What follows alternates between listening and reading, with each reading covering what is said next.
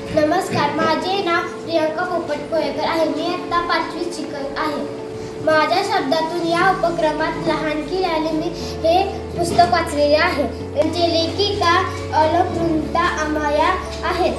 अनुवाद मेघना जोशी यांनी केला आहे. मुखपृष्ठावर पिवळा आणि केशरी कलरचा दिलेला आहे. त्याच्यावर अनेक फुलं दिलेली आहेत आणि एक मुलगी दिलेली आहे.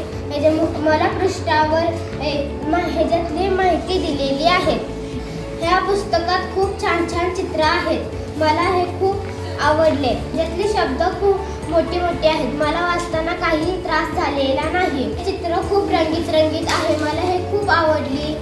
या पुस्तकाला कागद गुळगुळीत आहे. ह्याचे पानं एकूण 18 आहेत. हे पुस्तक लहानकी लालीचे आहे. लहानकी लाली खूप रागात होती. जेव्हा तिला झाडावर चढायचं वाटायचं तेव्हा आई म्हणाली की तू खूप लहान आहे. जेव्हा तिला सायकल चालवायचं वाटायचं तेव्हा बाबा म्हणाले की तू खूप लहान आहे.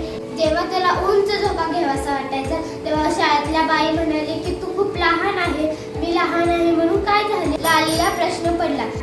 मी नाकतोड्याबरोबर गाणीही गाऊ शकते. मी पावसाच्या थेंब्याबरोबर आंघोळी करू शकते.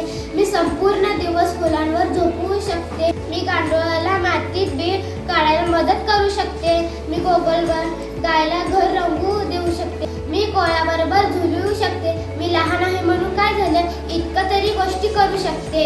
मी झाडावर सुद्धा चढू शकते. अशा प्रकारे ह्या पुस्तकात लहानकी लाली काय काय करू शकते हे दाखवले आहे. मी वाचले, पण तुम्ही सर्वांनी सुद्धा वाचा. धन्यवाद.